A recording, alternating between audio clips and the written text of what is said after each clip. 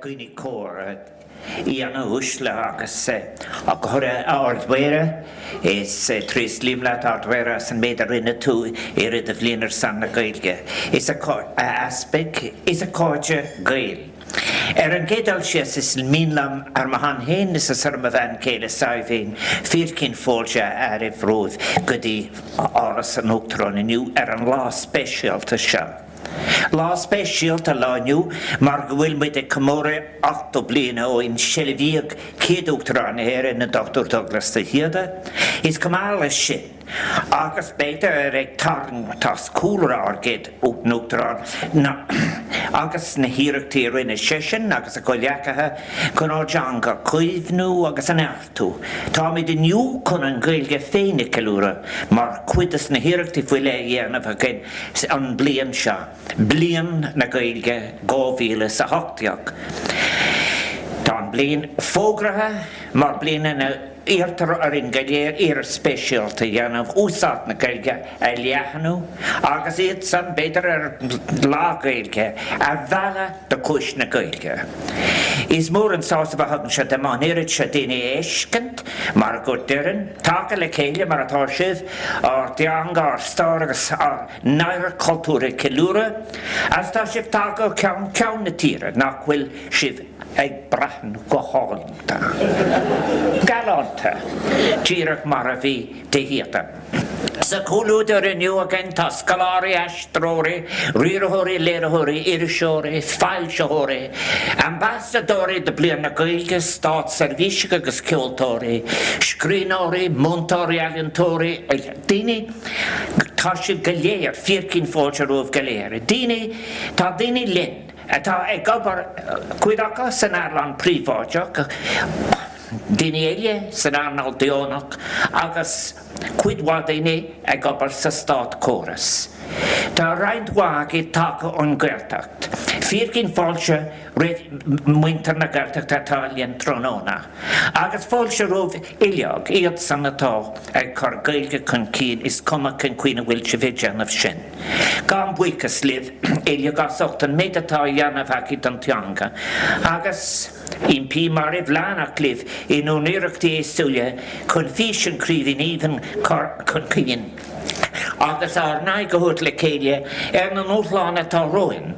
Agus imthúrimse, ní na hútláin amháin ar núlga sí madar leis an teanga. Now, agus me go bháil buchas is mínlam roinnt daoine lua madar le heagrúin léniu. Madar le cúrsaí siamsaíochta. Tá clár iontach agin aniu, roinnt dó cliste agin is luathe, roinnt eile le tíocht. Bhí méri céile ar an grit, a muis a Gháirdín bhí colm a Haragán, Rúri a Haragán agus Kate Hínahan, an sáir Fíbra Conal Duffy, Catherine agus Rebecca Atkinson, Dirkinéis, ar an cellos and viola, the National Ambulance Service Pipe Band, agus san alfabel be Dennis Scully duo Shullin agus the Moonies. Dar nó vis blin fiúntach I seo, cumá, díana fuile atá lin aniu. Tá Joe Lee, tar éis tagarás America, tar éis cúblion téach. Obar ar san na hÉireann, cúrsaí staride, agus ar cúrsaí cultúr go generálta. Tá sé trocha blian inis ó ar thosaigh altranig sinam ceol le chéile, agus is anar dom féinas de saibhín, go raibh siad sásta tíocht chun sin dúin ile aniu. Má bhuicas dóibh, tris líomlop, agus cuim ga gráthara den bhlín ceiliúra se dóibh, agus don trocha blian atá le tíocht. Tá buchas filéig dal huic na Gháirdín arm agus I fic na Naibre Publi, as ach na Haibre fod atá diantacha chun an ácáid se éagrú. Ar muchas gomális na daoine óga gais, gibhí cuidúlian aniu. Agus tá buic comá, de conan na Gaeilge sacht Ísacht a haspáinte se tá feice agé sa teach, na fáil se cá álinn ón siopa leabhar a cuireadh ó sargóir, agus a cabhréile thug siad madar le himachtaí an lé. Míle buchas. Gan buchas filé. Da hÉireann I bhríonn a bhí sásta feimú mar banatí, agus mar a bhí mar ag súl, tá sé a dhéanamh sár job de. Mar a deachtar gan amana. A special thank you to our John of God volunteers for all their help with the commemorative programme. Also thank you to our civil defence colleagues for providing first aid services. Gan buchas comóradh dirn an Áras. A bhín gobar Gháirdín chun cinnte go méid na hócáide seo teanamhach de cóc. Tá ar bhuireann féin san Áras, tar éis tuairt fir rang gan a gaeilge le cúpla míonús, chun a bheith réid an láiniú. Bí réid. Malamid agus tám buchas an obair ar fád atá déanta acha, idir an bí ar fáil ar fád a réiteach, agus a bhein seo chun fáilte I cealaigh a chur rómh uileach. Iniu, tá mé ag déanamh rud ag an beagán difriúil, de gan átar éis mo cúpla acail tosíonn an ceol, ach Tis gan lá tá an agus muidir ceiliúra 8 bliain den Uachtaránacht. Dear Mayor Brian Murphy, údar laur íontach the forgotten patriot, Dubhghlás Hyde and the foundation of the Irish Presidency, Caralóhir Gháirdín of doing mother le bunún an Uachtaránachta in idiach trocha hocht. Agus fui Dubhghlás de hÍde mar Uachtarán. Laur den Scott. Bunathe ar taide leathanach agus anna soléite, ba cógamach cópa gachtaine. Tám ag trú go mór leis an méid mé le rá, ar an méid meis le rá, aige agus béise ag caint I míig. Ná ba bhainm féin laut fao beidir Dubhghlás de hÍde salar thosa sé san Áras, an fear a bhí an agus méidir bhain sé amach dúin. Is mór an cúis privilege dam, gar bheith Dubhghlás de hÍde mar céad réamhtheachtaí mar Uachtarán na hÉireann. Is leach bhí an den teanga agus dáirtír. Bhí sa gcónaí den túram láidir go muine ardanga le stór cuimhne náisiúnta a ceanglann muid le céile. A ceanglann muid le siúd atá imethe róin cumáil le bheith mar freigar beag agus ach faoin uathúil don féidireacht agus ahananta samachchan seo a háú.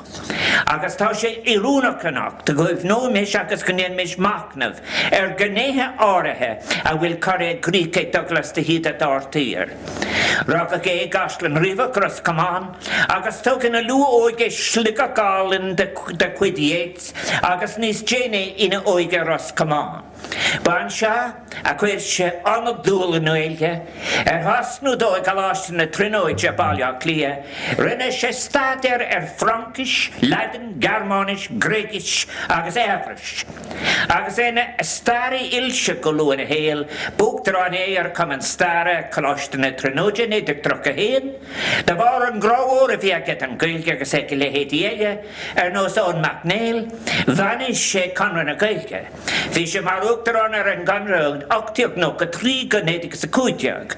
Másim Gurby é gut sin a bhí lead de híde a airí mis mó. Léirína cuid fisgracha intellectúla passionta a cáraigh leis firfachta bhaint amach I níos mó ná sé theanga cuid de seo. Is mar hampla níos déine the Voigshed Gratham Éisúile, the George Plunkett Medal for Irish Writing, 8 the Gold Medal for Modern Literature, 8 the Gold Medal for History, 8 the Silver Medal for Oratory, awarded by Dublin University Historical Society, 8 the Gold Medal for Composition, awarded by the Historical Society, Trench, 8 go dtí 8 Tá na gréadtá na medal sin inis in Áras an Uachtarán mar 4 million ón ban a bhí aice Marjorie agus is ionta chun rud ag go raibh sí sásta iad a chur a reis go dtí Áras an Uachtarán agus is féidir iad ag á gachteachta.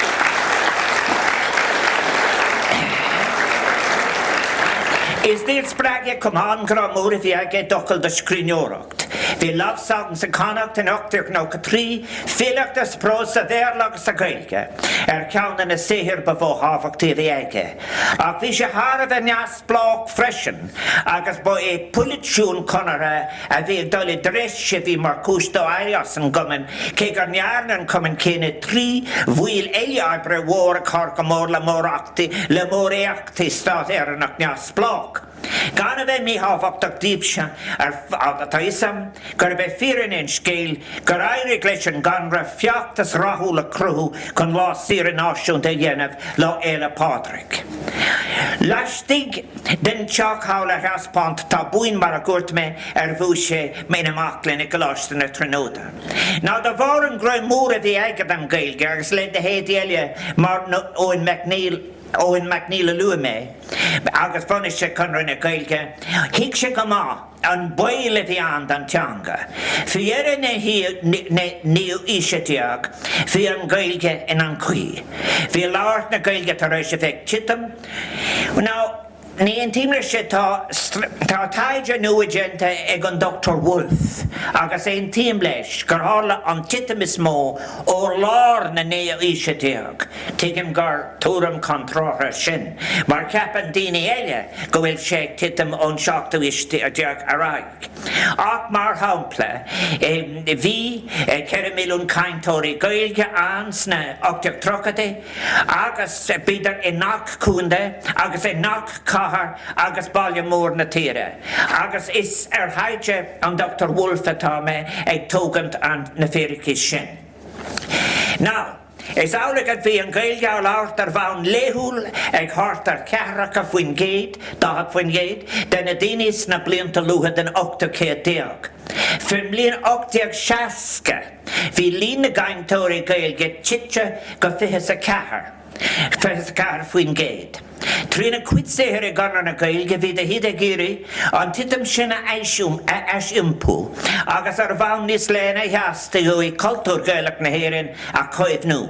A tradition cheanúla ceol agus rinca san áramh. Hic se má a Gaeilge bhíidir an stát córas agus sláinte agus teanga. Nuair bhíon ceistá círaigh an gomisiún ó meán idicis, madar leis an Gaeilge a chur ar an curriculum. Ba é de hÍde ar ina sáiríireacht agus a bhuaig an lá. Ag bailú takeíocht Óráid na príomhscoláirí Celtacha na Eorpa, le híde Rudolf Tarnason, agus Ernest Windisch sa Gearmán, agus George Dauphin sa Frank. Cé go raibh sé snág in aig asarfad chuid wada séthe. Bhí físige tóca ó na glúnta di imime, ag dírehéir na glúnta bhíle tíocht. Yes sé an fód agus hill sé deadas na níní sa bháile agus i géin. Níor cuid sé intas ar aine, den, nuair a tháinig an tám, chun duine ránús na 1937, mar céad uachtarán na hÉireann go raibh anam ar bhár an lista. Sa tá náit bhí seán tíor cealaigh ach sin scéal eile. Ar bháistú in 1945 tá cuimh na bunathe i saothar iontach de chuid Austin Clark, burial of an Irish president. Agus nach bhfuil áirtír aithre go mór buchas le dtí. Cuireann sé cuimhna dúine coáta sin a rinne deimhin nach rachadh mór an báil den rialtas trasna an lína go dtí Ardaglis Pádraig chuna bheith páirteach sa bhró náisiúnta i ní go bháis. Nolig de brún a d'imig isteach. Ach seo an méid a scríb Austin Clark. At the last bench, 2 Catholics, the French ambassador and I, knelt down. The vergers waited. Outside the hush of Dublin town, professors of cap and gown, Costello his cabinet in government cars, hiding around the corner, ready, tall hat in hand, dreading our father in English better, not hear that which, for who, and risk eternal doom. Tá sé simul to it. Tágan ahra. Tá sé simul dúin tút fanneara gur firrigs mna oige go mór cuid a bhí lánach sa glún réidlódach sin a thug fuhu cultúr agus tír a hábháil. A cuma agus a cruthú. Bhreathnaigh siad siar a bhí me rompa, rinne siad díon macnamh agus plé bríomhar ar an stair sin, agus leag siad amálach féin amach rompa. Thóg siad na gnéithe ba haimhras balúptra den staras den cultúr sin, agus rinne siad ach fan asta ar wahala tácaí nu a hála sa cruthú. Agus cé gur ábhar dí spórachtaí i gcónaí cé comhasa dairid lo sna híireachtaí sin. Ní iad a bhéon duine a gcuid dúthracht agus tígra sé hiastú. ag imachtar fad na tíre agrú rangan a gailge mar hampla. Bhí sin an difriúach acha bétar agus chrid si danta. Sin an dúchlána tá rón dar nó ar fad an ish, cén bhí se táge. Cé go ládar is a cridan widinte. An bhfuil mid an áíre faoin gailge. Agus an bhfuil an rud atá teas faoin rud atá teastal chun í a leathanú is a cumad slán. I mlína tá fógracha mar a lua mé, mar bliain a gailge, caitham i dtír a spéisialta dhéanamh. Agus nach bhfuil seans ínta gagan go bhfuil dáthe fan géitin déanra fa van trocha bliain díis. Agus credam go fíranach gur geall a crílá nua lichtan an íon gailge. Sa cóach sin ar fadas over dóchas is misnigé, gibach an gailgas locht a laurhoich plégas a kaint le pobl nin immerkach mar hampla, atá taga chun na tíre seo le blianta beag an ús. Tigan siad san go smeor, céird is teanga gus cultúra gus an. A hanín siad in a grístí a lúgfris atá sé, de cultúras de janga féin a chuefnú, don céad glúneile. An is seagas iad in a gcónis sa tír seo. Is linne agus is los an comá, teanga agus cultúr na gailge. A bhuicas le habar ceann rodíocht a híte, agus a cóileacathe, tá siód lúgfar na gailge fósan ar sead. Ach fós fé, mé leabhar a sepi, ach a bhfuil sé glanrás sa nua ar dhali nach féideach de híde ná lúna haulú riamh. Tá teanga féine á teagas go America go dtíon tín. Tá orla sé nuat conversáide agus technolíochta aganne. Móna fála nua, ar fáildó na nua agus tá pobl na gailge mar sin ládar ar an Netherlíon. Ní haáin go bhfuil an stóróla sin a crotha gar sinse, thar na cearta bliain cuimhnathe, inis ar bhealach in wathanna ach béimmuid an an stóróla sin a cothúgus a chur leis go leanúna gas seo amach. An cúis is mó ar ceartú in a bheith dóchasach ná gur féidir le ar deanga gúchas a bheith in úlis cúchta go réimsin na technolíochta ar level ar an náisiúnta. Is é sin le ráthú. Níor gágus níor ceartún ein leiscéile dhéanamh faoi áise bé a crothaítar don gailge nó tríomhán na gailge. Ó bunaíoch tíí cear i le tá dígris nu ag bailú nirt i meas gloch na gailge dé tiúnsca dá le héad. Deisina nu ag seach an cín gach lá, de léar hiscintí san óliacht agus technolíocht a cuireann ar cumas na gailge sa bhain an feimheistí sa gailtacht agus sa gabhtacht. Léirín na féidirachtaí digitach atá an gailge, an cuir féidir len ar fad, mar locht úsáta na gailge an teanga sin a cur i lár an énig ar bhealach atá fia nó mar a gúirt me in áíre.